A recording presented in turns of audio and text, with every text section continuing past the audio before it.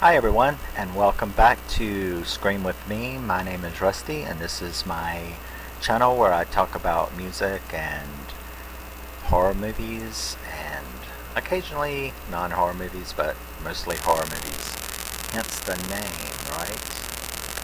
And tonight we're going to continue my foray into what I'm doing now, and we are going to talk about the 2016 film Better Watch Out. Pretty little lenticular cover. Yeah. So, Better Watch Out is not only this movie, not only is it one of my favorite movies, horror movies, but it is pretty much one of my favorite movies ever. If like I had to choose a top 20 movies of all time, this would be on it, and it happens to be a horror movie. Of course, quite a few of them would be horror movies, but because I'm a horror junkie. But yes, we're going to talk about 2016's Better Watch Out. Now, unusually, this is a spoiler-free review and discussion, because this is one of the few movies that I believe that is required. I never understood why people who are bothered by spoilers go and watch reviews and read reviews and look it up on Wikipedia, which tells everything in detail and so forth and so on. But a lot of people seem to do that, including myself. But then again, I'm not really bothered by spoilers. However, I do understand that on occasion, in my opinion, there are movies that are so important to go in not knowing what's going to happen, because whether it's a change up or whether it's a reveal, crying game, stuff like that, the Sixth Sense, things that really one of the biggest punches of the movie is some kind of role reversal exchange or something like that. And Better Watch Out is that I had heard about the movie, and I was told to get it, so I did look it up on International Movie Base, and per my usual, I started looking at the reviews, and the first thing that I noticed was a great deal of the reviews, thank God, or thank the gods, that International Movie Base has a spoiler tick. So, you have to intentionally look at a spoiler review, which I do appreciate them for, because I, of course, read the regular reviews first, and one of the first things I noticed is that almost every one of them was saying, stop right there. Do not go further. Do not read any spoiler reviews. Do not look this up on Wikipedia. Don't do anything. You really and truly want to go into this blind. So I was like, well, is it one of them? There's not a whole lot of them that I agree with on that, but yeah, I am a spoiler person. I don't mind spoilers. I can enjoy a movie after someone's told me the spoilers, but then again, there are a few. I mean, if someone had told me The Sixth Sense, I would have punched them. The Crying Game and other things like that. There's, like I said, only a few. But this is one of them, and I did follow that advice. You know what I mean? I bought it.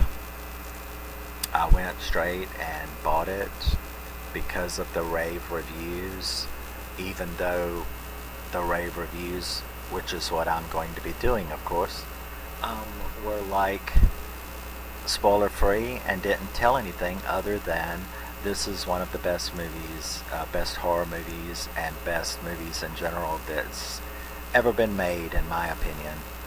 And the shock of what goes on in this movie is part of that thrill when you're watching this movie. Now, this movie, like I said, was released in 2016, and it was directed by Chris Peckover, who hasn't done anything else that I know of. He's just made 2 things, and why in the world he hasn't, I don't know. But it stars Olivia DeJonge as Ashley, Levi Miller as Luke, and Ed Oxenbould as Garrett. And you know, there are other people in it, but they pretty much, the whole movie is mostly them.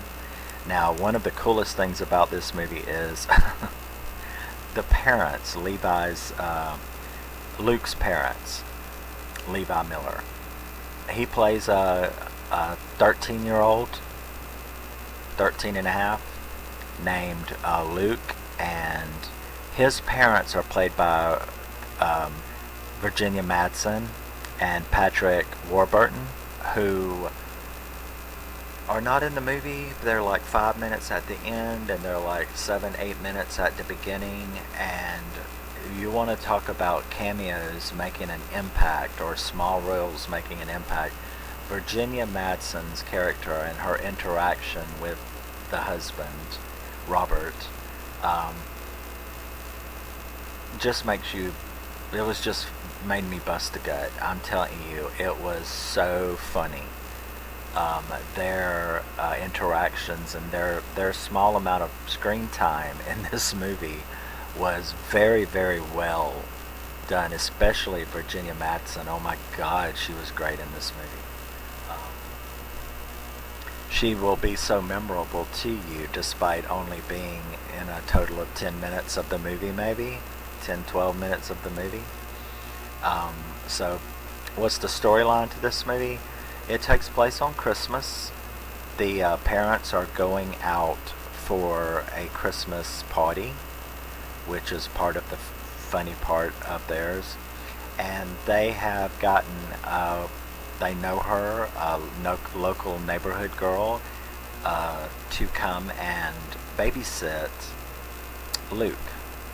Now, Luke and his friend are pervy little 13-year-olds, which, you know, sometimes that's hard for me to adjust to, because I just don't see how some people that young can be so pervy and stuff like that. But they are. They're you know, pervy 13-year-olds. And Luke has he's got a crush on Ashley. Ashley is about 18 and a half, 19, so you got a 13-year-old who is bound and determined to seduce a 19 and a half year old girl, and you know, 18 and a half, 19-year-old girl. And so she of course doesn't know that. So she shows up, and there's a hilarious scene with the parents, as you know, everybody knows each other, so this isn't stranger. They're pretty comfortable with each other. It's, you know, goes on from there. Now, Luke and Garrett have decided, well, this is all Luke's plan, but Garrett's helping him, his best friend, and that is that he wants to pull sort of like a Scream movie thing on her. He wants to scare her, horror movie type thing, so that he can get a kiss from her and stuff like that. So the first 25 minutes of the movie, 20 maybe, they don't take long. The first 20-25 minutes of the movie is her showing up, him being pervy, and then things start to change. You know, like 15 minutes in, they start hearing strange noises. It's just her and him left there, and then his friend Garrett shows up, and they continue this stuff. It's sort of like Scream meets When a Stranger Calls type stuff. Phone calls and noises outside and all this kind of stuff trying to scare her. And this director, I have to say that he is absolutely wonderful, because to have gotten the performance that he got out of these 3 young actors is phenomenal. I have not seen three really young actors be able to consistently act perfect. The acting in this movie from these three are perfection. There's not one moment in which you give a that was flat or that was bad, or immature um, acting. So the director, I give him credit. The performance that he pulled out of these three, and the whole cast actually, because of course there's two other, and that's her ex-boyfriends, or her current boyfriend and her ex-boyfriend. They're in the movie as well. But everybody was like spot on. I mean, just completely spot on. The acting was phenomenal. And the atmosphere, it's one of those movies that I love because things get darker and darker. They start out light and funny, and humorous, and then they move darker and darker and darker down the road to where by the end of the movie, it's just one of the most intense slashers, horror movies that you have ever seen. I mean, it goes from so light and snowy and Christmassy to just the depths of hell, and that's what I love about it. And of course, like I said, this is spoiler free, so what I have just given you about the plot: she shows up to babysit Luke. His friend shows up. They have this plan to scare her so that he can get a kiss. And that's all you're getting out of me, because that's all that you need to know. And that's all that I needed to know when I bought this movie.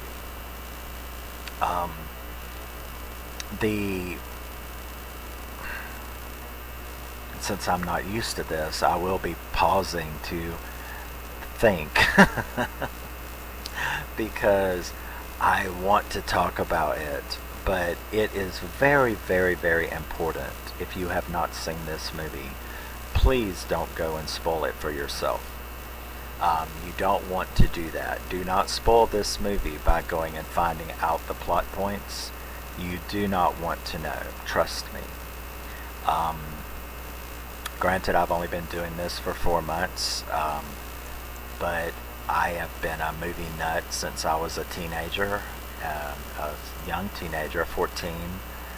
The first horror movie that I ever saw was Friday the 13th. It was a revival at a drive-in.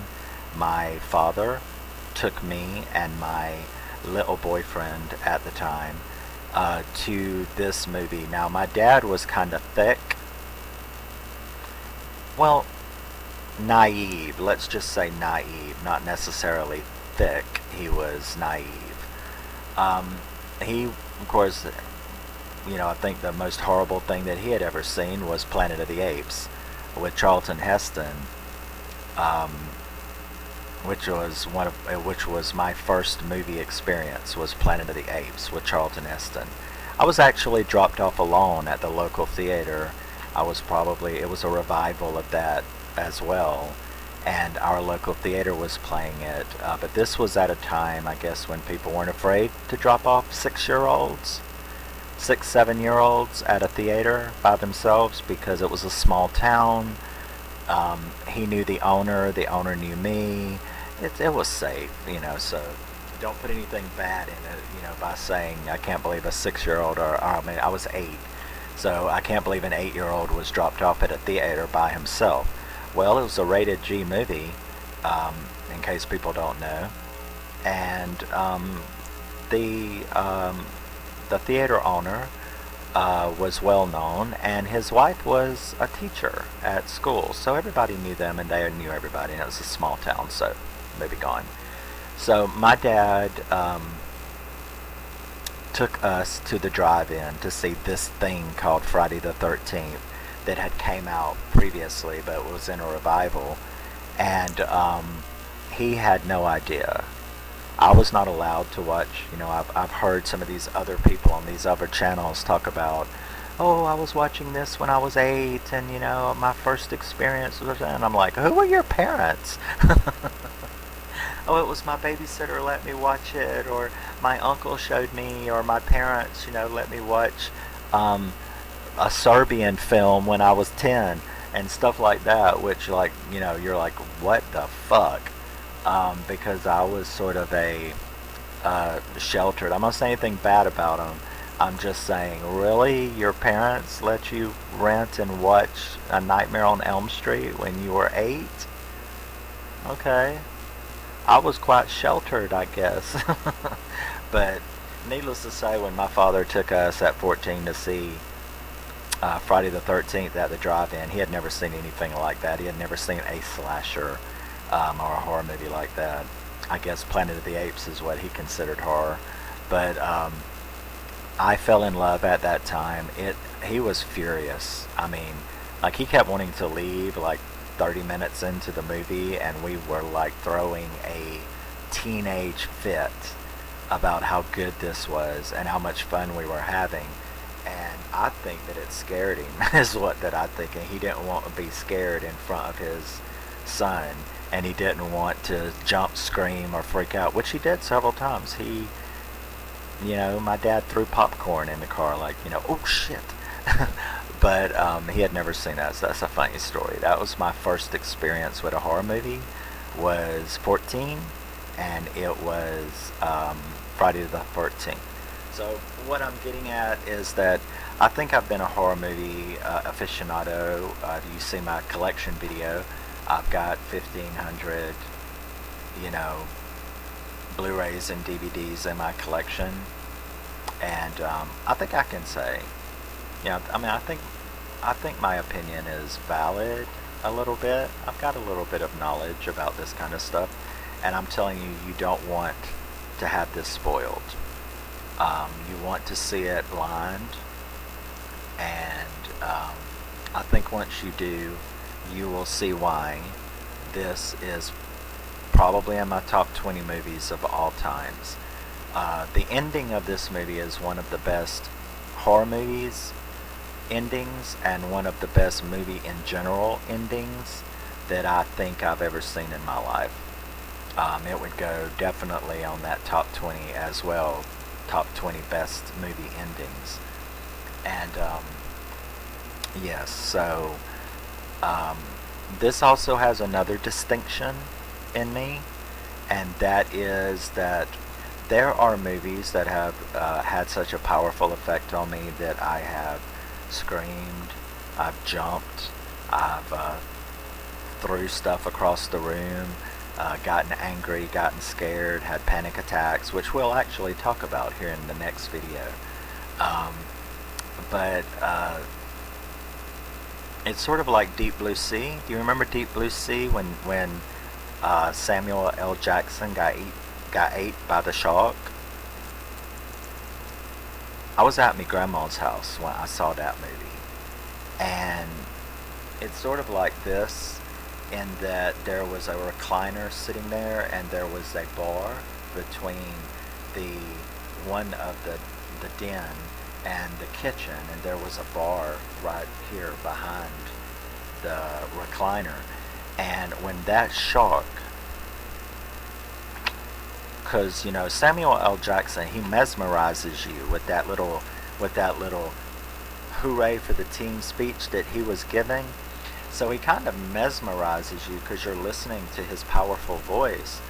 And so I was like zoned in on Samuel L. Jackson.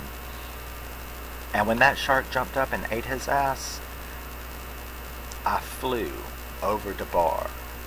I'm talking, you know what they say about adrenaline and how it can give you strength or something?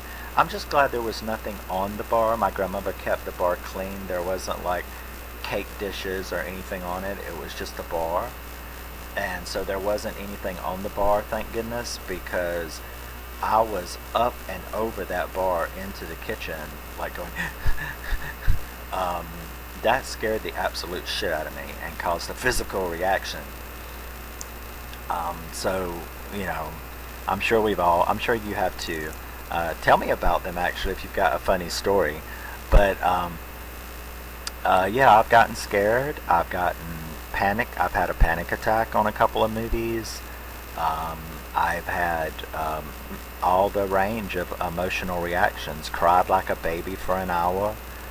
It's just according to what you're watching. This movie has a distinction of being one of those, and that is the ending of this movie made me leap up out of my chair, screaming. And not fear, it made me, see, I'm being careful. It jumped up with the fist pump thing. I jumped up out of my chair going, yes! Fuck you, yes! I mean, it brought that kind of reaction because that was the reaction that I got from the end of Better Watch Out. I jumped up out of the chair and screamed, yes! Fuck you, yes! Oh, man. Because I was so glad. I mean, that's what the ending of this did to me. And I can't tell you why, but when you go see it, you will see why. Or if you have seen it, then you know what the ending is, and you know why I jumped up like that. And so that was the reaction this movie got out of me. And like I said, there's, I don't know, 50 in my life that have caused like a visible physical reaction. And I'm not talking about a jump scare. I'm talking about like a visceral physical reaction to a movie, in it, about it, or the ending of it. Sort of like the last episode of Babylon 5, the TV series. Me and my brother watched that together, and we both started crying like a baby when Sheridan dies, or is taken to the other side by the Vorlons. He had to go to the bathroom. He was so embarrassed, and I just cried where I was sitting. But that whole episode we bawled like a baby. So there are shows. Buffy made me cry several times. When her mom died, the episode where Buffy's mom dies, man, I was a fucking wreck. The episode where Angel leaves her, like in the second season, she just like freaks out. I mean, usually I wouldn't cry about something like that, but she just broke my heart talking about that shit. And I don't even like Angel. I mean, like as a character, I wasn't attracted to him. But she made me cry. So yeah, I cried several times in Buffy. So I enjoy a visceral reaction, and the reaction this gave me was one of absolute fist pump hell yeah. So yeah, and we'll talk about another reaction in my next video, because it was like a lot different. And so yeah, there is my spoiler-free praising of and begging you to go and see one of the best horror movies and best movies in general ever made, in my opinion, and that is 2016's Better Watch Out. I love those lenticular covers. It stars Olivia DeJonge, Levi Miller as the boy. Olivia DeJonge is the babysitter, and Ed Oxenbould is his best friend as Garrett. And yes, 2016, directed by Chris Peckover. It really does remind me of Scream. It really does remind me of Scream a lot, this movie does. I think it's just the lighting, the cinematography, the atmosphere, and probably some of the stuff that goes on. So yeah, if you haven't seen Better Watch Out, please go see this. Put it on your list. This is one of the best horror movies ever made. It's got some of the best, it's got the best plot line. The stuff that happens. The first time that I saw this, I think I said, what the fuck, probably 30 times during the movie. That was, you know, I don't know what your phrase is for that emotion, but mine is what the fuck. And I think I probably said, what the fuck, about 30 times during this movie, because I could not believe what was going on. And just about the time you were like, well shit, I've seen it all. You know, something else happens that makes you go, oh, really? Okay, damn. I just want you to slap me around or something, to the director, and the writer. Zack Kahn wrote it, and Chris Peckover, helped write it as well, the director. So yeah, 2016, better watch out. I cannot praise this movie enough. If you haven't seen it, you really should. And do yourself a favor, and that is, if you have seen it, tell me what you think about it and celebrate it with me.